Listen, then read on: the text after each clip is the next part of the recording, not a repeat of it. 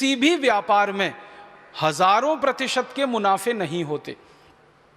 अगर आप सोने का व्यापार करें तो सोने के व्यापार में मुनाफे के प्रतिशत 10, 15, 20 से लेकर 50, 60% तक, बहुत अधिक तो 100% तक। चांदी का व्यापार करें, प्लेटिनम का व्यापार करें, कोयले का व्यापार करें, लोहे का व्यापार करें, स्टील का व्यापार करें, हवाई जहाज बनाने के उद्योग में लगने वाले जो अन्य पदार्थ हैं, मेटल हैं, उनका व्यापार करें, किसी भी व्यापार में 10, 20, 50% से लेकर 100, 200% के मुनाफे होते हैं। लेकिन ये दवाओं का व्यापार, इसमें मुनाफे 10, 20, 50% में नहीं होते, 20-20 हजार प्रतिशत में होते।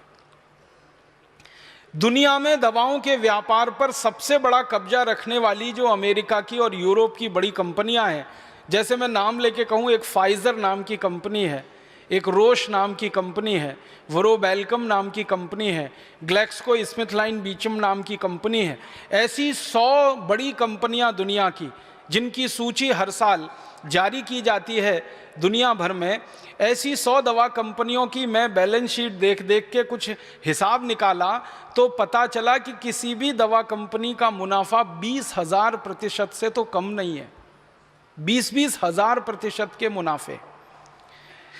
जो मूल दवा होती है, जिसको आप बेसिक ड्रग कहते हैं, वो बहुत सस्ती होती है। जब उसके फॉर्मुलेशन तैयार होकर बाजार में आते हैं तो 20,000% मुनाफा तो बहुत सामान्य बात है, उस पर वो बिक जाते।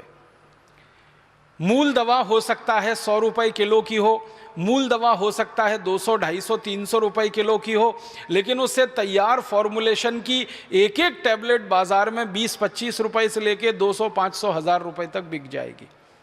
इतना बड़ा धंधे का मुनाफा, माने इतने बड़े मुनाफे का ये धंधा है दवाओं का।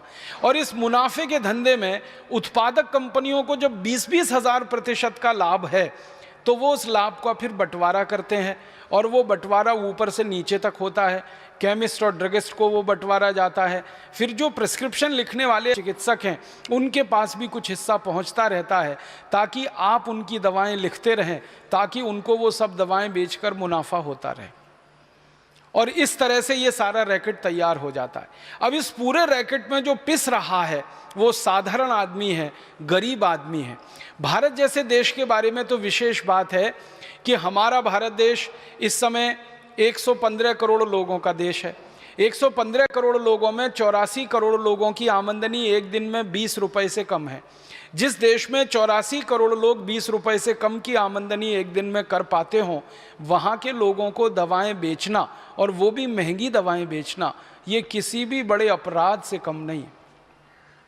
यहाँ की तो व्यवस्था ऐसी होनी चाहिए कि सस्ती से सस्ती दवाएं कम से कम लागत पर, कम से कम मुनाफे पर लोगों के लिए उपलब्ध हों। लेकिन अभी बिल्कुल उल्टा हो गया है, महंगी से महंगी दवाएं ज़्यादा से ज़्यादा मुनाफे पर हमारे देश के लोगों के लिए उपलब्ध हैं। हमारे देश में गरीबी का आलम यह है कि भारत सरकार के आंकड़े बताते हैं कि कुल आबादी में मात्र 35% लोग ही हैं जो इलाज करने की स्थिति में हैं, माने जिनके पास थोड़ा बहुत पैसा है, जो आपके पास आ सकते हैं, आयुर्वेद के किसी चिकित्सक के पास जा सकते हैं, होम्योपैथी में जा सकते हैं, allopathy, homeopathy, biochemic, Ayurveda, magnet therapy, naturopathy, सब तरह की चिकित्सा व्यवस्थाओं का लाभ ले सकने की स्थिति में सिर्फ 35% लोग हैं। 65% लोग तो अभी भी अपनी बीमारी की स्थिति में किसी ओझा के पास जाते हैं, कोई झाड़ फूंक करने वाले के पास जाते हैं, और आप जानते हैं उसका दुष्परिणाम क्या होता है। वो ओझाओं के पास जा रहे हैं, झाड़ फूंक करने वालों के पास 65% लोग जा रहे हैं, तो इसके पीछे उनकी श्रद्धा और विश्वास का मामला नहीं है, मजबूरी का मामला है। क्योंकि उनके पास दवा खरीदने के लिए और किसी चिकित्सक के पास जाने के लिए उतने पैसे नहीं है। और दवा व्यवसाय में मुनाफाखोरी, कॉमर्शलाइजेशन इतना ज़्यादा हो गया है कि कोई सस्ती दवा बाजार में उपलब्ध नहीं है। तो इन कारणों से हमारे देश का आम आदमी बहुत पिस रहा है और परेशानी में जी रहा है। ज़रूरत की दवाएं 450 और फॉर्मुलेशंस बिक रहे हैं 84,000। आप अंदाज़ा लगा सकते हैं कितने बड़े पैमाने पर यह गोरख धंधा चल रहा है। हमारे देश में समय समय पर सरकारों की तरफ से अलग अलग बार संसद में बयान दिए गए, संसद के दबाव में आकर समय समय पर सब कमेटीज़ बनाई गई, स्टैंडिंग कमेटीज़ बनाई गई, स्टीयरिंग कमेटीज़ बनाई गई इस विषय पर सरकार के द्वारा जांच करने के लिए, और हर बार नतीजा उसका शून्य ही निकला। कई बार संसद में ये हंगामा हुआ है कि भारत में इतनी गैर जरूरी और बेकार की दवाएं क्यों बिक रही हैं। तुरंत सरकार एक कमेटी बना देती है, वो स्टैंडिंग कमेटी हो सकती है, स्टीयरिंग कमेटी हो सकती है, 2-4 साल वो रिसर्च करती है, आंकड़े लगभग वैसे ही आते हैं कि फालतू दवाएं बहुत ज़्यादा हैं, गैर जरूरी दवाएं बहुत ज़्यादा हैं, तो अब इनको ख़त्म कैसे किया जाए। कमेटी उनके रिकमेंडेशंस देती है, लेकिन सरकार उस पर कुंडली मार के बैठ जाती है। एक भी कमेटी की बात को सरकार कभी मानती नहीं। कोई भी कंपनी जब गैर जरूरी दवाओं का, बेकार की दवाओं का व्यापार करती है तो उसकी सेटिंग हमारे देश के मंत्रियों से लेकर, सांसदों से लेकर अधिकारियों तक सबके साथ हो जाती है। कई बार तो ये देखा गया है कि संसद में किसी कंपनी के बारे में सवाल पूछा जाता है, कंपनी वाले तुरंत पहुंच जाते हैं सवाल पूछने वाले सांसदों के पास, और अगले ही दिन पता चलता है कि वो सवाल गायब हो गया। जिन्होंने पूछा था उन्होंने उसका उत्तर जानने से भी इनकार कर दिया। पता नहीं क्या लेन देन हुआ, कैसी सेटिंग हो गई। तो हमारे देश में करप्शन का लेवल इतना ऊंचा, भ्रष्टाचार का लेवल उतना ऊंचा, उस स्थिति में सरकार की तरफ से कोई प्रभावी काम नहीं हो रहा है इस दिशा में।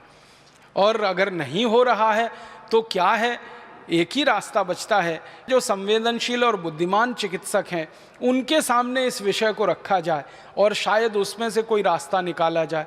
यही एक अभीष्ट हो सकता है। इस दृष्टि से मैंने ये विषय आपके सामने उठाया। हमारे देश में जो फालतू की बेकार दवाएं बिक रही हैं, जिनको दुनिया के किसी देश ने बेचने से मना कर दिया। आपको एक जानकारी और देना चाहता हूं कि दुनिया में बांग्लादेश जैसे छोटे